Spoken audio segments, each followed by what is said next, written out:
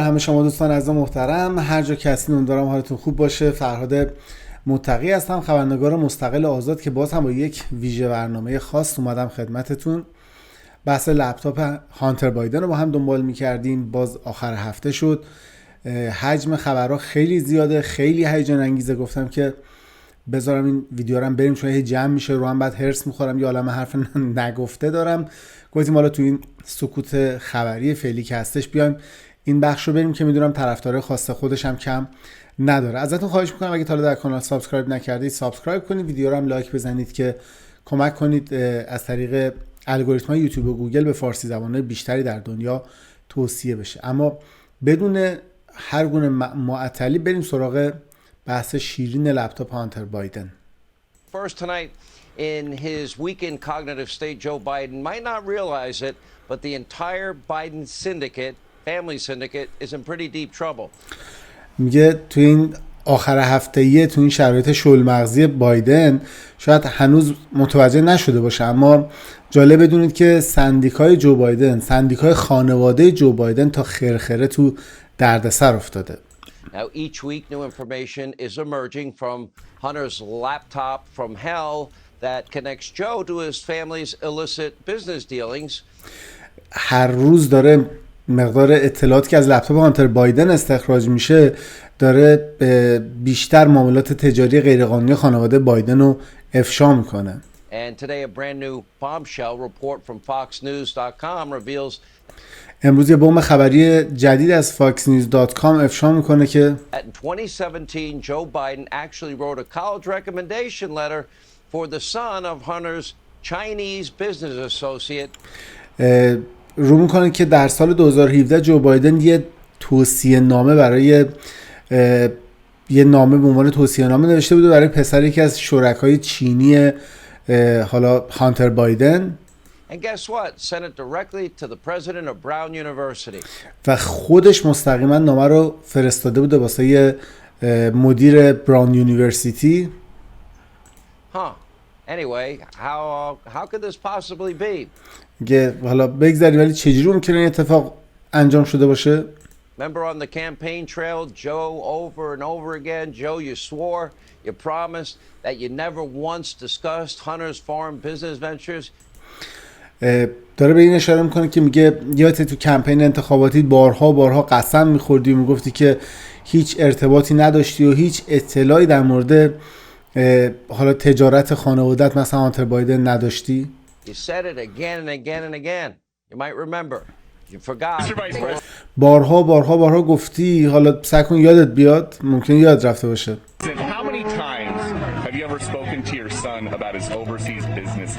میگه آی رد شما چند بار تا حالا با پسر در مورد تجارت اونور آبش صحبت کردی؟ میگه هیچ موقع با پسرم در مورد تجارت‌های خارجی صحبت نکردم.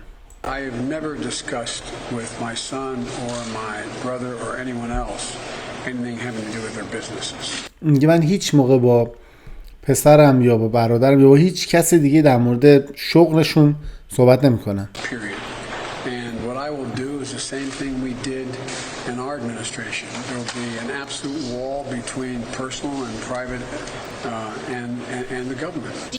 میگه این کاری که الان میخوام بکنم همون کاری که بعدن این کاری که کردم همون کاری که در دولت هم میخوام بکنم، همین سایه خصوصی و دولتی از هم جدا کنم.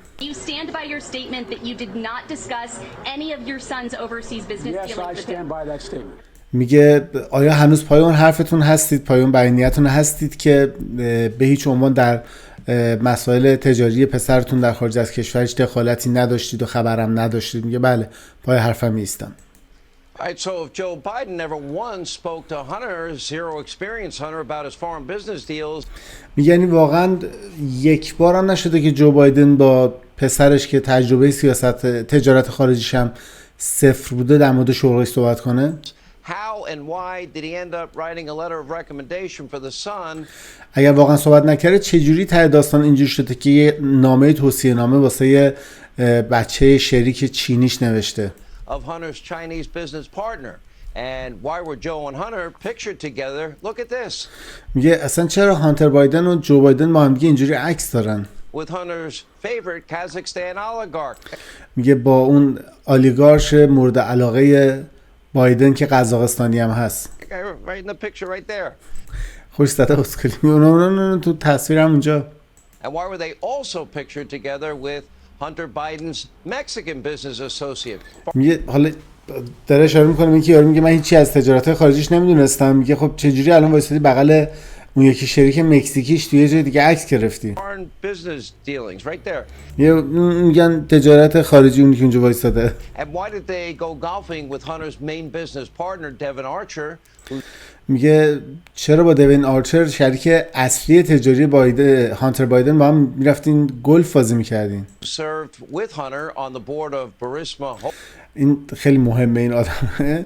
میگه آرچر همونه که با هانتر بایدن جز هیئت مدیره اصلی شرکت بوریسما بودن، تو همون شرکتی که اوکراین زده بودن. Holdings in Ukraine, the Ukrainian oil and gas conglomerate. Archer, by the way, همون شرکتی که نفت و گاز اوکراین داشتن معامله میکردن. he was just sentenced to federal prison for fraud. جالب بدونید که همین شریکش آرچر هم به خاطر کلاهبرداری الان انداختن زندان. So why was Joe Biden meeting with these people? چرا جو بایدن با این آدم اصلا دیدار میکرده؟ چرا با هم ملاقات داشتن؟ Lying about it. بعدش هم در موردش دروغ میگفته من هیچ ارتباطی نداشتم و اصلا نمیدونستم چی به Did چیه. he owe him a favor?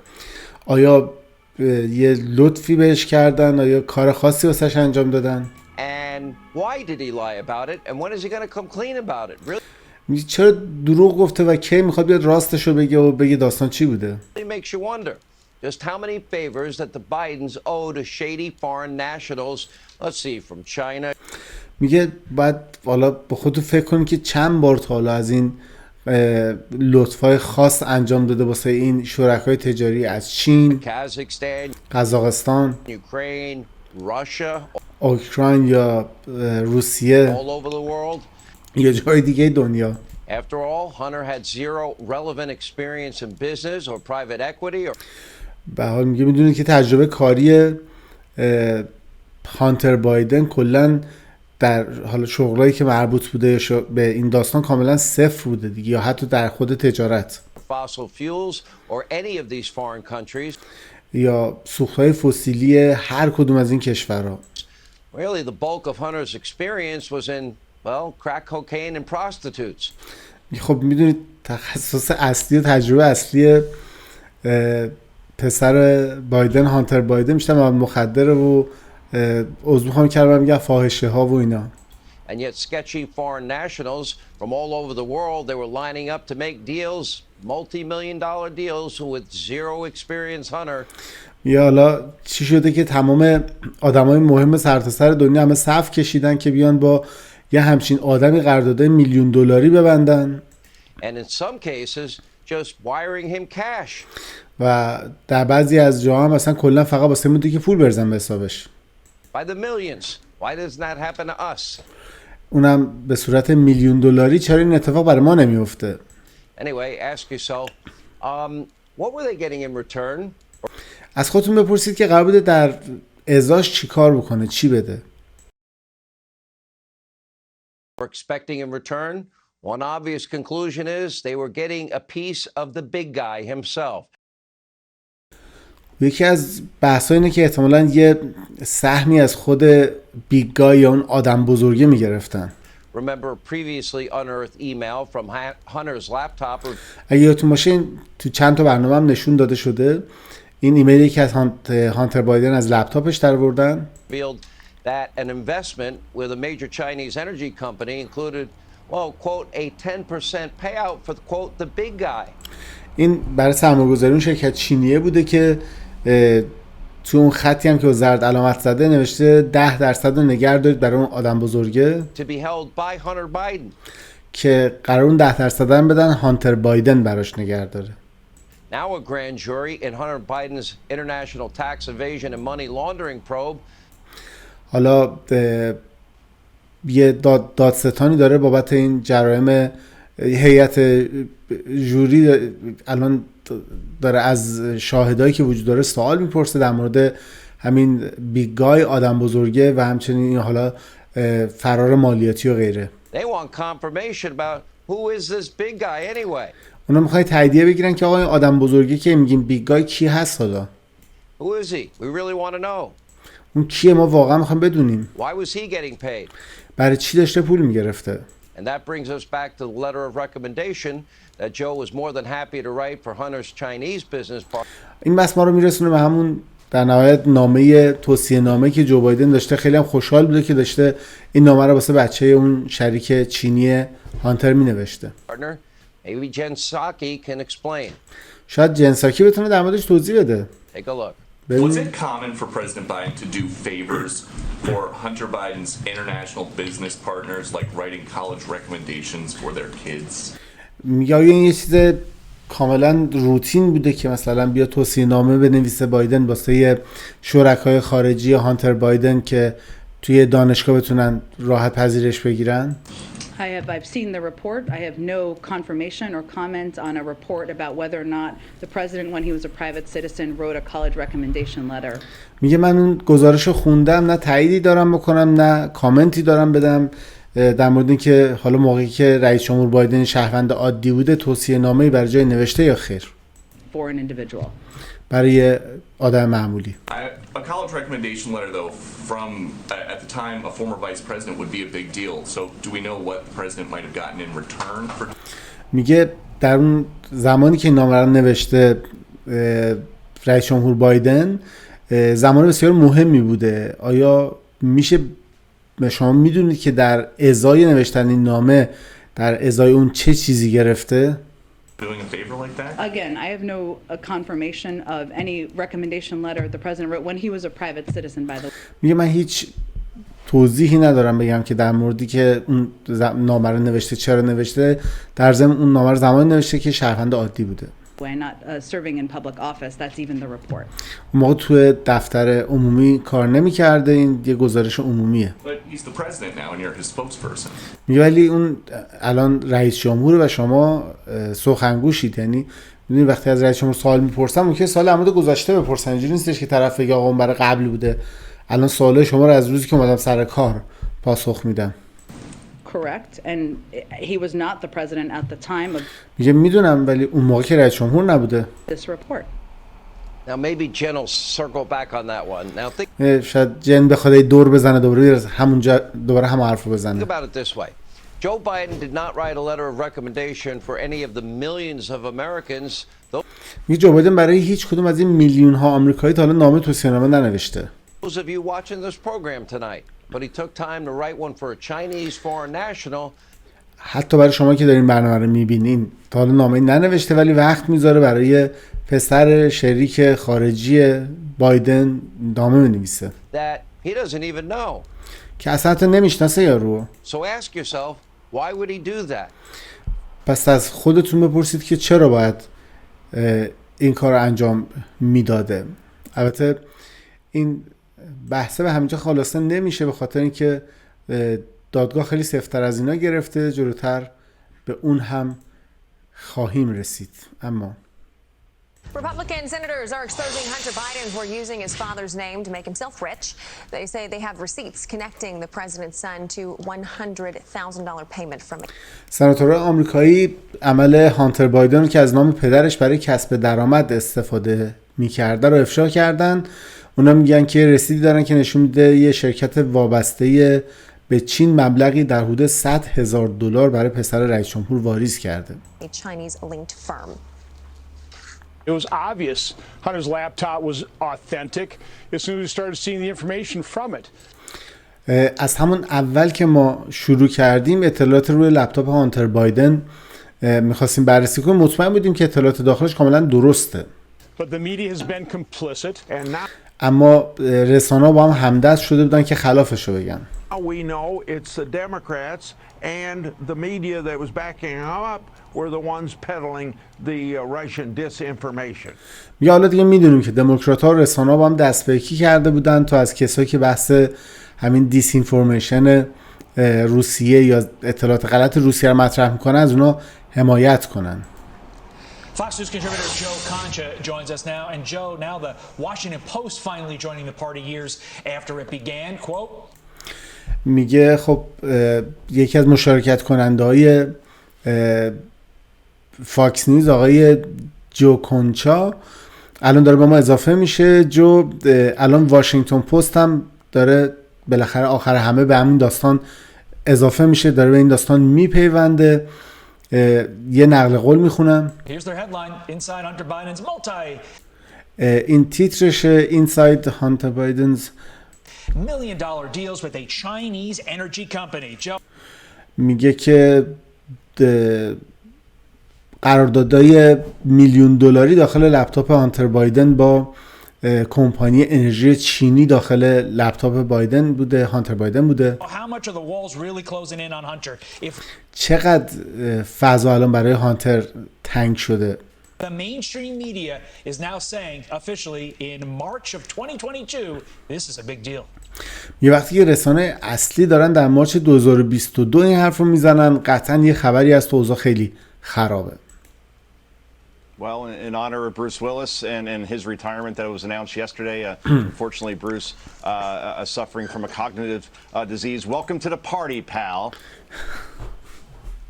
میگه خب به حرمت آقامون بروس ویلیس و دوران بازنشستگیش که همین دیروز اعلام کرد، متاسفانه بروس داره از بیماری از دست دادن مشاهیر رنج میبره. بعد حالا چون بایدن هم همین جوریه، میگه به گروه خوش اومدی رفیقی که از فیلم دای هارد یا سختجان سال 98 خیلی مشهور شد و پا به عرصه فوق حرفه‌ای استار بودن در هالیوود گذاشت. From the great Die Hard of 1988. Welcome to the party, mainstream media, as far as covering this seriously. میگه بعد به رسانه هم بگیم که شما هم به جمع ما خوش اومدی، بالاخره داری میبینین که صورت رسمی جدی دارن پوشش میدن خبر رو. Look, I'm old enough to remember when Hunter Biden's former business partner, you remember Tony Bobulinski, right? He told Tucker Carlson, October of 2020. من اونقدر سنم زیاد است که یادم بیاد طرف معامله قبلی هانتر بایدن، تونی بابلینسکی، یادتونه که چی گفت تاکر کارلسن در اکتبر سال 2020. Just a couple of days before the election about a loan a Chinese energy company gave to the Bidens.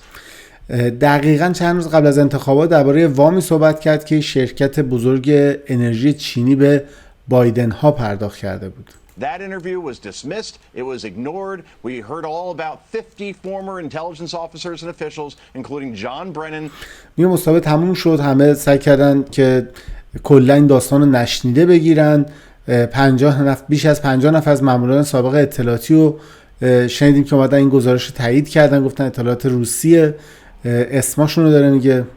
Formerly CIA, now جان برنن، کسی که قبلا تو CIA بوده. with MSNBC and James Clapper, former با MSNBC که شبکه است و جیمز کلپر کسی که مدیر سابق امنیت ملی آمریکا فکر کنم. Director of National Intelligence, all saying this is just Russian disinformation, nothing to see here. همه شما هم میگفتن که این اطلاعات غلط روسیه و هیچ چیزی برای دیدن و بررسی وجود نداره. We also heard Bobulinski saying that the Biden family is compromised by the Chinese Communist government. حتی اینو میدونیم که بابلینسکی گفته بود که خانواده بایدن توسط حزب کمونیست چین آلوده شدن و مصالحه پشت پرده دارن. The argument that you hear from some Democratic voters, some folks that I speak to, is okay, Hunter's a bad seed. He did some shady stuff, but he's not in government. یه سری از بچه‌ها هستن که میشنویم یا بعضی از مردم مثلا این ونور دارن میگن که حالا بایدن ممکن خلافی کرده باشه، کار مثلا چه میدونم نادرستی هم کرده باشه، ولی این چیزی رو ثابت نمیکنه چون بایدن تو دولت نیست، سمتی در دولت نداره. And he has zero to do with his father in Joe Biden. و میگن که این مسئله به پدرش هیچ ربطی نداره. But if Hunter Biden received all this money from Russian officials, from Chinese officials, ولی اگر که هانتر بایدن این همه پولا رو از چین گرفته، از مقامات چینی گرفته، on top of what he earned from a Ukrainian energy company, و بالاتر از همه اون از اون شرکت انرژی اوکراینی داشته پول میگرفته. all while while Joe Biden was vice president. اونم همه اینا در زمانی که جو بایدن خودش معاون رئیس جمهور بوده. It does very much mean something from a national security perspective. از پرسپکتیو امنیت ملی کاملا همه اینا مهمه. And now we're seeing more reporting from the New York Times and Washington Post. حالا الان داریم خیلی گزارش بیشتری از نیویورک تایمز و واشنگتن پست می‌بینید در رابطه همین موضوع. So perhaps finally the broadcast news networks including CNN as well. میگه پس شاید بالاخره در نهایت شبکه‌های حالا خبری که CNN هم جزو اونها هست We'll start to explore the story seriously. شروع کنن که داستان این لپتاپ رو خیلی جدی‌تر بررسی کنن. And if things go from bad to worse in terms of indictments, for Hunter Biden, Joe Biden will finally have to answer questions around this, not just say it's Russian disinformation. میگه حالا اگه داستان از سمت بد به سمت بدتر بره و شروع کنه دادخواستا صادر بشه، اون موقع است که جو بایدن بالاخره باید دهنشو باز کنه، حداقل یه سری سوالا رو جواب بده. Or he never spoke to his son about his business dealings. آیا تا حالا به هیچ عنوان با پسرش در مورد قراردادهای تجاریش صحبت نکرده بوده؟ Because clearly now, Todd, Ashley, that's not the case. میگه میدونید که الان قطعا میدونید که داستان دیگه سر این موضوع نیست. And then speaking of CNN, let's listen to John Harwood, what he said yesterday. میگه صحبت CNN شد ببینید جان هاروی دیروز چی گفته؟ There is zero evidence that Vice President Biden or President Biden has done anything wrong in connection with what Hunter Biden has done. جالبه میگه که هیچ سند و مدرکی صفره که بخوام بگیم معاون رئیس جمهور یا رئیس جمهور با اون کاری که هانتر بایدن انجام داده ارتباطی داشتن. Joe, are they just never going to admit it even if it's right in front of their face? میگه جو هیچ موقع نمیخوان اعتراف کنن که اشتباه کردن حتی که حقیقت اینجوری جلوی چشاشون باشه. Ashley, it's like, again, nothing to see here. Let's not even talk about this. میگه داستانش این اشلی میگن هیچ اینجا نیست بیاین اصلا در موردش صحبت نکنیم. If John Harwood was actually a journalist and didn't work for the Democratic National Committee and اگر میگه واقعا این جان هاروود یه خبرنگار بود و برای حزب دموکرات کار نمی‌کرد، یعنی برای کمیته ملی دموکرات‌ها کار نمی‌کرد. There's WikiLeaks emails showing that he very much is in contact with them میگه لینک‌های ویکیلیکس هم داره نشون میده که کاملا با اونها در ارتباطه.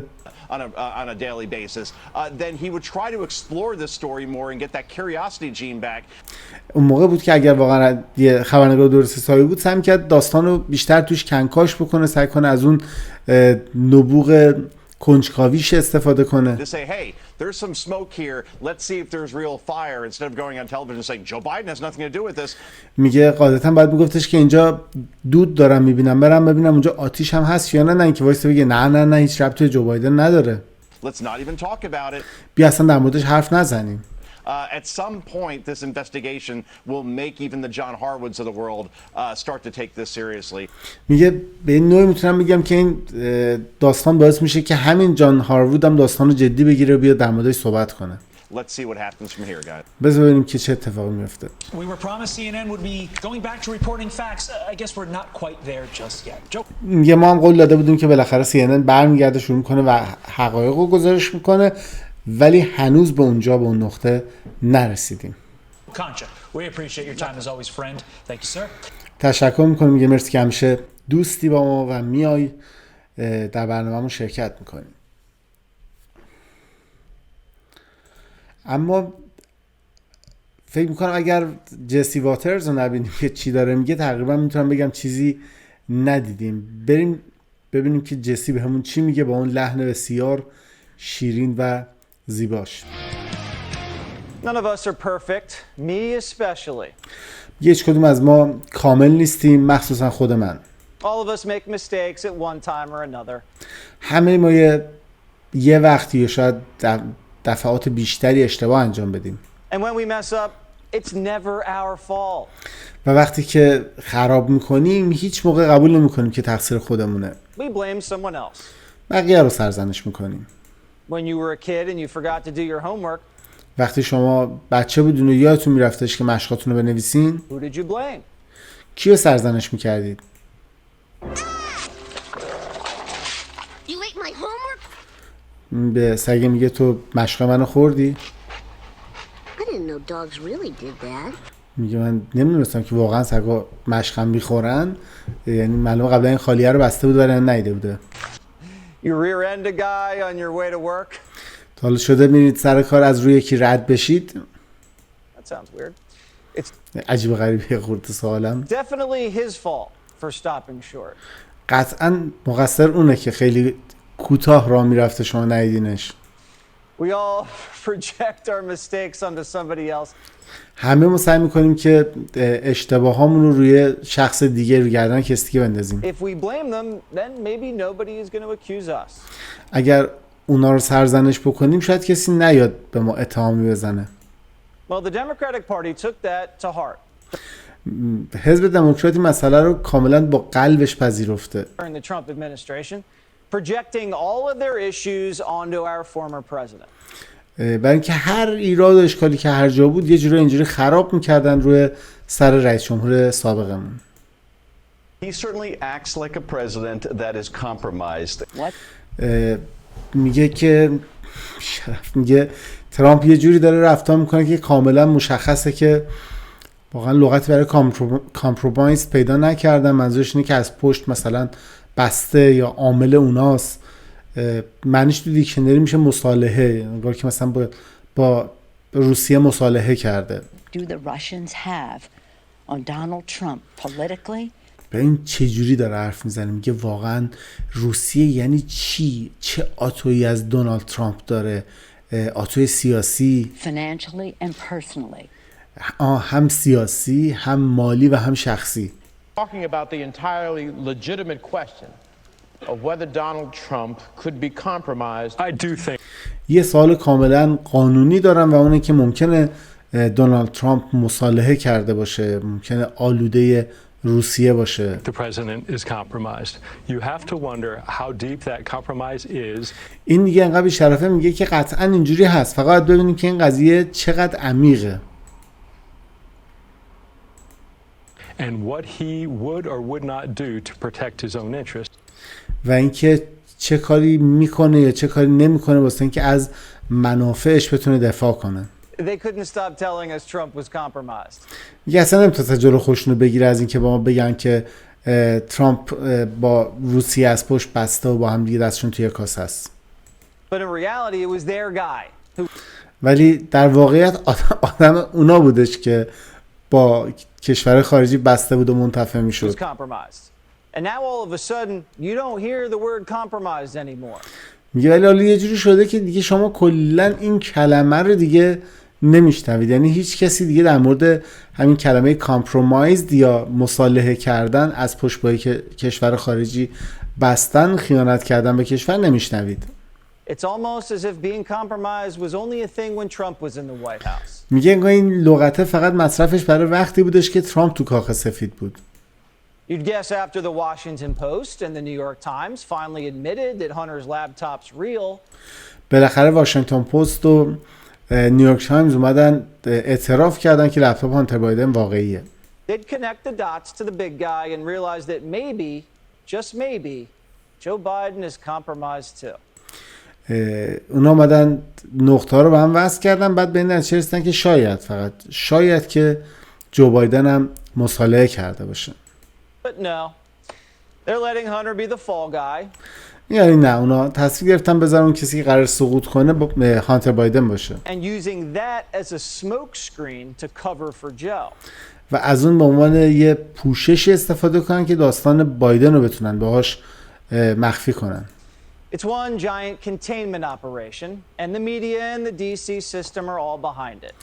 یه عملیات مهار بسیار غولاسا بودش که واشنگتن دی سی و رسانه‌ها با هم دیگه تونستن از پسش خوب بر بیان. How else would you explain it? چه جوری دیگه میتونید شما توضیح بدید در موردش؟ Are we supposed to just believe that no one finds it one bit suspicious that while Biden's family was being paid by China? میگه هیچ کسی نمیخواد یه خورده فکر کنه و به این مسئله مشکوک بشه که چجوری خانواده بایدن توسط چین بهشون پول پرداخت شده. Joe Biden was downplaying the China threat? اینکه جو بایدن سعی کرد تا اونجا که میتونه خطر چین رو کوچیک و کم اهمیت جلوه بده. China is going to eat our lunch. چین قراره ناهار ما رو بخوره. Come on, man. بی خیال بابا. They can't even figure out how to deal with the fact that they have. اونا حتی نمیتونن بفهمن چجوری باید با این مشکل چی بود نوک زبونم بود. This great division between the China Sea and the mountains in the east. I mean, چجوری باید با این بحث کوههای چین در این طرف و نمیدونم مشکل فلان در اون طرف کنار بیان. in the west, they can't که اول میگه شرق، بعد میگه به منظورم غربه. figure out how they're going to deal with the corruption that exists within the system. اون حتی نمیدونن چجوری میتونن با اون فسادی که داخل سیستم کنار بیان. I mean, you know, they're not bad folks. یه آدمای بدی نیستن بچه‌ها. Guess what? They're competition for us. اونا رقیب برای ما محسوب نمیشن. The Biden family's ties to China go way back. ارتباط خانواده بایدن با چین خیلی برمیگرده به قدیم. Joe's been visiting China since he was a young senator out of Delaware. جو بایدن از موقعی که سناتور جوان تو دلاور بوده میرفته چین، از چین بازدید میکرده. Taking photo ops in Chinese neighborhoods and even buying kids little ice pops. میرفته محله‌های چینی عکس میگرفته، تازه واسه بچهای چینی آب نبات هم میخریده. It was a big event every time Joe visited. هر موقع میرفت اونجا اتفاقا خیلی همچین تحویلش میگرفتن. But the Biden family business in China began seriously in 2013. اما تجارت خانواده بایدن با چین به صورت جدی از سال 2014 شروع شد. When Vice President Biden boarded Air Force 2 destined for Beijing. وقتی که پرزیدنت بایدن با هواپیمای ایرفورس وان مسافرت کرد و رفتش به بیجینگ یا هم پکن خودمون. So what was Hunter Biden doing on Air Force 2? خب ایرفورس 2 بوده، باشه ایرفورس وان نبوده، ولی میگه که بایدن تو مسافرت چیکار میکردش. خب خیلی رسم نیست اگه رئیس جمهور داره میره یه جایی بچه‌ش هم ورداره ببره. On an official overseas trip with the vice president. اونم با یه مسافرت در یک مسافرت غیر رسمی با رئیس جمهور. Hunter wasn't there on pleasure, although I'm sure there was plenty of that for Hunter in China. یه مطمئنم که به خاطر تفریح نرفته بود بایدن اونجا، ولی بازم مطمئنم که کلی اونجا تفریح هم داشته در کنارش. Hunter was on a business trip. هانتر یه سفر کاری رفته بود در حقیقت. And Joe would be the one to open some doors. و جو بایدن قرار بود اونجا که سری درا رو براش وا کنه. Hunter would arrange an introduction between his Chinese partner Jonathan Lee and his dad. هانتر اونجا در حقیقت یه معارفه‌ای رو برنامه‌ریزی کرده بود که انجام بده بین اون شریک چینیش جاناتان لی و پدرش که حالا معاون رئیس جمهور ایالات متحده هم بوده. Vice President. The two shook hands and Lee later described it as a good social meeting. اونا با هم دیگه اوضاعشون ردیف شد و با هم دیگه دست دادن و بعدن هم اون تاجر چینیه گفتش یک ملاقات اجتماعی بسیار خوبی بود. And it turned out to be a big break for the Bidens. بعدن هم مشخص شدش که یه حرکت خیلی بزرگ برای بایدنا بود. 10 days after the big guy met Hunter's associate. 10 روز بعد از اینکه بیگ گای که همون جو بایدن در پرانتز شریک بایدن هانتر بایدن رو دید. Hunter was offered a fortune. Perfect timing. به هانتر بایدن یه شانس خیلی خیلی بزرگ داده شد. یه چیزی کاملا دقیقاً در یک زمان بسیار مناسب. A 10% stake in a new Chinese company called Bohai Harvest. 10% از سهام یه شرکت بزرگ چینی به نام بوهای هاروست. And the Chinese threw Hunter a board seat. و اون چینی‌ها تونستن که بعد از این قضیه این قرار و این معارفه هانتر رو ببرن توی هیئت مدیره بشونن which obviously Hunter deserved with all of his business experience. که قطعا لیاقتش داشته هانتر دیگه، با این همه تجربه تجاری که داشته معلومه که لیاقتش داشته بره توی هیئت مدیره. Peter Schweitzer reports the Chinese paid the vice president's son $20 million.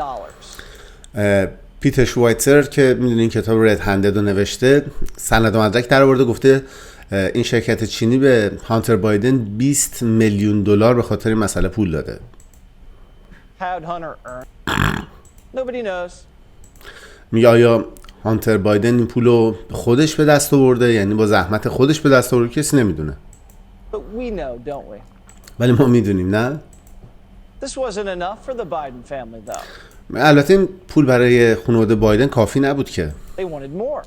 اونو بیشتر میخواستن. The Bidens have to pay the bills. بایدن ها باید بابا پول برق و پول قبضاشون رو پرداخت کنن. Including Joe's. جو بایدن هم مستثنا نیست، اونم باید این کارو بکنه. So Hunter started turning down his Secret Service detail when he traveled overseas. برای همین هانتر بایدن سعی کردش که اون محافظایی که معمولاً در اختیار خانواده حالا وایس پرزیدنت یا پرزیدنت قرار میدن، شروع که تعدادشون رو کم کردن تا به صفر برسونه که مثلا برای مسافرت‌های خارج از کشور که داره میره Needed some privacy. احتیاجش که فضای خلوت و خالی واسه خودش داشته باشه دیگه. And China started slipping him even more money. چین هم شروع کردش دیگه پولای بیشتری به سمتش سر دادن. That's when he was introduced to a Chinese energy conglomerate called CEFC. بعدش بودش که به یه شرکت چینی دیگه که کارش تجمیع انرژی و فروش انرژی بود به نام CEFC معرفی شد. In 2015. سال 2015. It serves as the arm to the Communist Party's Belt and Road Initiative. یه شرکتی که به عنوان بازوی اون طرح بزرگ کمربند و جاده چین مشهوره. نمیدونم در مورد این طرح چیزی میدونید یا نه. اون جاده معروفی که از حدود 80 تا کشور مختلف رو درگیر میکنه و تقریبا یه چیز معادل جاده راه ابریشم هستش که میاد از جنوب افغانستان و غیره رد میشه، که خیلی هزینه بر هم هست. حالا شاید یه برنامه در موردش صحبت کنم، چون همزمان که جاده رو داشتن میکشیدن در کنار جاده لوله انتقال نفت و گاز هم کشیدن، چیز خیلی خفنیه. این شرکت بازوی اونو بوده، تامین کننده پول و بقیه داستاناشون بوده. This initiative is a threat to American security and prosperity. در حقیقت این اتفاق یک خطر بود برای شفافیت و برای امنیت آمریکا. And the Biden family was their lobbyist. و خانواده بایدن نقش لابیگر رو این وسط بازی می‌کردن. Hunter brought Joe's brother Jim along and the two of them started dicing up deals with the enemy. هانتر داداش جو بایدن جیم هم ورداش آورد و اونام شروع کردن با دشمنای آمریکا قرارداد مختلف امضا کردن. It was a pretty lucrative business for the Bidens. Hunter and Jim raked in almost $4 million in just consulting fees. کاملا این معاملات واسه خانواده بایدن سودآور بود و 4 میلیون دلار درآوردن که البته اینا فقط مزد زحمت مشاوره هاشون رو گرفتن. What were they doing consulting? A Chinese energy company controlled by the Chinese military? البته چیکار میکردن؟ تنها کاری که میکردن داشتن به شرکت‌های انرژی چینی که توسط ارتش چین هدایت میشدن یا کنترل میشدن مشاوره میدادن، کاری نمیکردن. They were probably just greedy stooges for the communists. احتمال زیاد فقط دست نشانده‌های طمعکار بودن که توسط حزب کمونیست انتخاب شده بودن. And these Chinese guys reeked of corruption. I mean reeked. While this was all going down, one of their head honchos, Patrick Ho. این حالا آدمای چینی که در موردش صحبت شد میگه اینا کاملا فاسد بودن، طرز وحشتناکی فاسد بودن. میگه وقتی که داستان خراب شد و خیلیاشون داشتن لو میرفتن، یکی از اونا که جز حالا سراشون هم بودش به نام پاتریک هو was put under FISA surveillance by US intelligence. تحت نظارت فایزا قرار گرفتش توسط نیروهای اطلاعاتی آمریکا for bribing African leaders and helping Iran evade our sanctions. به جرم اینکه به رهبران آفریقایی رشوه داده کمک کرده که ایرانی‌ها بتونن بعضی از تحریم‌ها رو دور بزنن. The same guy was trying to win favors with the Biden family too. He was giving speeches under surveillance all over Washington D.C. میگه همون آدمی هم که سعی کردش یه نوعی از حالا لطفای بایدن استفاده بکنه، اونم همینطور. اونم جالب بودش که در حین اینکه تحت نظارت بود داشت در همه جای واشنگتن سخنرانی هم میکرد. Saying things like, quote, friendship is best maintained by having a common experience. یکی از جملاتش که حالا معروفه اینه که میگه که بهترین دوستی که با تجربه مشترک بتونه آدم اونو نگهش داره. One of the ways and perhaps the best way we believe to alleviate international tension. یکی از راه‌ها، در حقیقت یکی از راه‌ها یا بهترین راه برای کم کردن تنش‌های جهانی، بذار از صفحه بخونم. بله، میگه اینه که احزاب مختلف بتونن وارد پروژه‌های مشترک بشن و بتونن با همدیگه سودآوری کنن، سودآوری مشترک داشته باشن. And resolve political conflict is for the parties to enter into joint projects and ventures with one another. It sounds eerily similar to what Joe Biden said just 2 months later. به نظر میرسه که کاملا همون جملاتی که جو بایدن 2 ماه بعدش گفت. At a speech in where? In China. توی سخنرانی در کجا؟ در خود چین. We're trying to build a new kind of relationship. ما داریم سعی می‌کنیم نوع جدیدی از روابط رو پایه‌گذاری کنیم. Between major powers. بین قدرت‌های اصلی. One that's different, one that is defined by نوعی که متفاوته، نوعی که توسط constructive cooperation, healthy competition and همکاری‌های سازنده و رقابت‌های سالم تعریف میشه. and a shared respect. و همچنین احترام مشترک. Looks like they were just using the same talking points. I mean, Joe has a history of plagiarism, so that doesn't surprise any of us. میگه به نظر میرسه که دوتایی دارن از یه واژه‌های شبیه هم استفاده میکنن. خب البته جو بایدن سابقه سرقت ادبی هم داره، برای همین خیلی ما سورپرایز نمیشیم. And they sure did reward him for it. China sent Hunter another $1 million. میگه خب البته چین بعداً باید بهشون جایزه هم میداد، برای همین چین $1 میلیون دیگه بهشون کمک کرد. به حساب هانتر بایدن پول ریخت. In exchange for his legal services. برای جبران خدمات کاملا قانونیش. This after Patrick Ho got locked up for corruption here. بعد از این بودش که پاتریکو به خاطر فساد اینجا زندانی شد. Nice people the Bidens are in business with, huh? آدم خیلی باحالی هستن کسایی که بایدن باشون از لحاظ کاری سر کله میزنه، نه؟ On top of the 3 diamond carat ring that China bribed Hunter with. اینم که کلا خودش به اون الماس کشته. میگه به غیر از اون الماس تغییراتیه که تاجر چینی به هانتر بایدن رشوه داده بود. The Bidens and CEFC opened up a joint account together. هانتر بایدن و مدیرعامل اون شرکت انرژی چینیه با هم دیگه حساب بانکی مشترک وا کردن. Under the name Hudson West 3.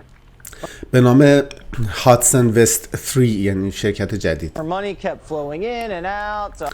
پول بود که می اومد توی حسابه و میرفت. Hunter and Jim's individual accounts. تو حسابای هانتر و جیم همینجوری پول بود میومد میرفت. The Biden family was swimming in Chinese cash.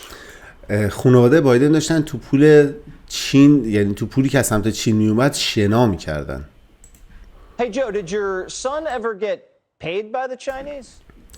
ببینم بایدن تا حالا شده خانواده تو پسرت از چین پولی بگیره؟ My son has not made money in terms of this thing about what are you talking about? China. پسر من تا حالا پولی نگرفته از طریق همین چیز چی میگین در مورد چی بود چیز چین، از چین پول نگرفته. حرف زدم. What a liar the president is. چه دروغگویه این رئیس جمهور. He thinks we're fools. فکر می‌کنه ما احمقیم. So does the media. همینطور هم رسانه ها. Hunter was even working on opening up an office for Hudson West in Washington D.C. حتی هانتر بایدن داشت برای هادسون وست یه دفتر اینجا توی واشنگتن دی سی باز میکرد. He had keys made ready for some notable people. کلید دفترم درست، یعنی کلید دفترم زده بود و داشت سعی می‌کرد آدمای خیلی مهم میرم قابل توجهی هم بیاره تو این دفتر مشغول کنه. Obviously the Chinese, James Biden, Jill Biden, and of course the big guy Joe Biden. میگه البته جیم بایدن و جیل بایدن هم قرار بوده بیاد و قطعا خود جو بایدن هم قرار بوده باشه. All ready to share offices. همشون با هم آماده بودن که دفتراشون با هم به اشتراک بذارن. همشون با هم میان توی یه دفتر. With the Chinese. دفتری که چینی‌ها هم همونجان. Washington Post mentioned this yesterday and yet somehow they couldn't connect the dots. واشنگتن پست دیروز تو گزارشش اومده گفته ما نتونستیم این نقطه‌ها رو با هم وصل کنیم. Between Joe Biden. این نقطه‌ها و تمام اتفاقات رو به جو بایدن نتونستیم وصل کنیم. And CEFC. بین جو بایدن و این شرکت CFC. Maybe they're just taking Joe's word for it. شاید دارن حرف خود جو بایدن رو قبول میکنن، یعنی میخواد بگین نرفتن نگاه کنن، دارن همون که جو بایدن گفته رو میپذیرن. من تا حالا با پسرم در مورد تجارت‌های خارج از کشوری صحبت نکردم.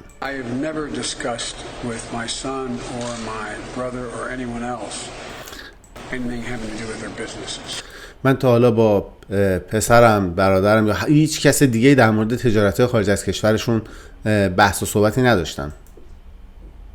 How do you fly across the world to China with Hunter, help him set up deals, and then never ask, hey, what'd you do in China?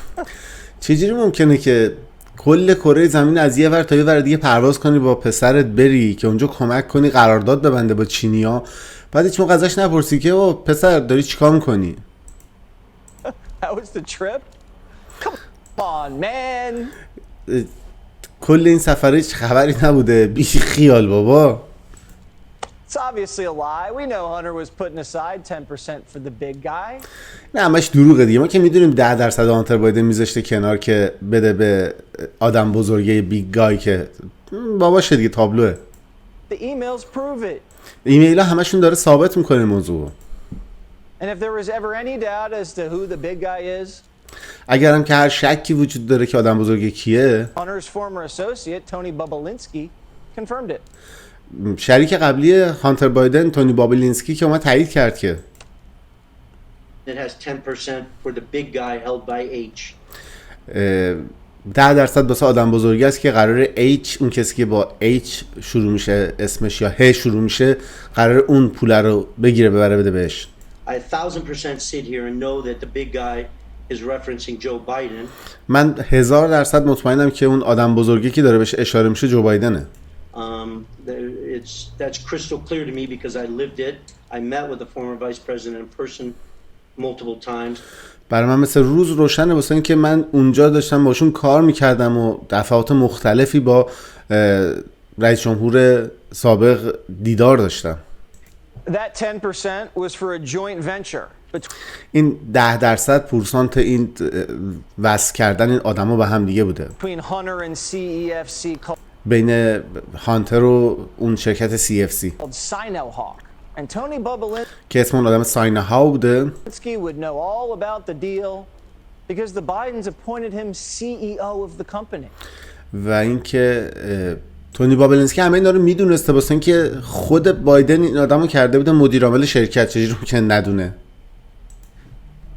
Washington Post, are you paying attention? واشنگتن پست داری دقت میکنی؟ Joe even met with Bobulinski twice in 2017 to vet him. خود جو بایدن 2 بار با بابلینسکی ملاقات حضوری کرده بوده. Do you hear that? میشنوی اینو؟ Washington Post? آقای واشنگتن پست میشنوی؟ Facts are out in the open. بابا حقایق اصلا بیرون از در دیوار آویزونه، یعنی لازم نیست بری خیلی دقیق بشی، یه چیزی که بیرون نگاه کن، بخون، گوش بده. Joe was always involved. همیشه جو بایدن درگیر بوده. Look at the family. For decades, it's how it's been run. نگاه کن ببین دهه‌های مختلفه که خانواده‌شون چجوری داره اداره میشه. And now, he's compromised. و الان دیگه کاملا مشخصه که خانواده‌شون با کشورهای دیگه مصالحه کرده بودن. Joe Biden and the Biden family are compromised. And جو بایدن و خانواده‌اش کاملا درگیر کشورهای خارجی هن. I just don't see, given the history here and the facts, how Joe can't be influenced in some manner based on the history that they have here with CFC. من خیلی سخته که قبول بکنم که جو بایدن به هیچ عنوان تحت نفوذ اونا نبوده با توجه به سابقه‌ای که جو بایدن و خانواده‌اش دارن و اینجا با شرکت CFC چینی. But this might only be a small piece of a much larger pie. اما این ممکنه یه تصویر خیلی کوچیکی از اون تصویر اصلی و بزرگ داستان باشه. No, Hunter cut off his paper trail from his overseas trips and we know میدونیم که هانتر بایدن اون کارهای اداری و تمام اون رد پای مدارکش از مسافرت‌های خارجیش از بین برده. Chinese businessmen were given access to the White House when Joe was vice president. So ما میدونیم که وقتی که جو معاون رئیس جمهور بوده اجازه دسترسی داده به چینی‌ها که به کاخ سفید دسترسی داشته باشن. what we don't know is this. چیزی که نمیدونیم اینه What went on behind those closed doors? پشت اون درهای بسته چه اتفاقی افتاده. We know China knows what went down. ما نمیدونیم ولی چین میدونه که اونجا چه اتفاقی افتاده. And if they have a copy of Hunter's laptop, they definitely. و اینکه آیا ممکنه یک کپی از لپتاپ هانتر بایدن داشته باشن؟ 100%. Won't lose it like our FBI did. و اونا مطمئناً این اطلاعاتو گم نمی‌کنن اونجوری که FBI ما گم کرده. And that means they'd have all the dirt they need to twist Joe's arm, laptop, no laptop, doesn't matter. They know what went down. اونا تمام اطلاعات لازمو از جو بایدن دارن. با لپتاپ بی لپتاپ اصلا مهم نیست. اونا هر چی که لازمه بدونن رو در اختیار دارن. Blackmail him so he plays soft. All while they go out and just keep playing us for fools. برای همینه که قطعا داشتن ازش اخاذی میکردن و تمام این مدت داشتیم نرم باش برخورد میکردیم و تمام مدت چینی‌ها یه اهرم‌های فشاری داشتن که بهش میگفتن که مثلا اگه این کار نکنی لو میدیم، اسنادو میدیم بیرون، مجبور هر چی میگن گوش کنه. Can you blame him? میتونید سرزنشش کنید، یعنی به حال اتفاقی که مشخصاً افتاده دیگه، کسی نمیتونه کاری بکنه به خاطر اینکه موقعی که باید یه حرکتی میکرده خود جو بایدن نکرده. اما ممنونم که اخبار 24 ساعت گذشته رو با من فراد متقی دنبال نکردین، اومدین ویژه‌نامه خاص رو دیدین. ویژه برنامه میدونم که برای خیلی از شما ارزش بالایی داره به خاطر اینکه داستانی هستش که از دیرباز دارین دنبال میکنید. منم جزو اولین رسانه‌ای بودم که در کنار، میتونم بگم تنها رسانه فارسی بودم که به این قضیه در زمان خودش پرداختم و خیلی خوشحالم که حالا با اومدن این داستان که بیرون داره میاد حداقل یه سری تهمتایی که خود منم خورده بود داره پاک میشه. مهم نیستش که چه اتفاقی برام میفته، مهم اینه که همیشه حرف راست رو به خودم میگم، نه اینکه بخوام نصیحت کنم. من دوست دارم همیشه حرف راست رو بزنم و عواقبش برام اصلا مهم نیست. کما کن که راه خیلی بهتری بود اگه میخواستم زرد کار کنم، تیترهای جنجالی بزنم و غیره، ولی ترجیح میدم که اون چیزی که فکر کنم درسته انجام بدم. با انجام دادن اون خودم درون خودم یک آرامشی میگیرم، یک لذتی داره که به هیچ عنوان چیزای دیگه برای من یکی نداره. اما ممنون میشم اگر لایک بزنید، ویدیو رو با دوستاتون به اشتراک بگذارید و اگر تا حالا در کانال سابسکرایب نکردید سابسکرایب کنید. شب و روزگارتون خوش، لباتون خندون، دلتون شاد، خدا نگهدار.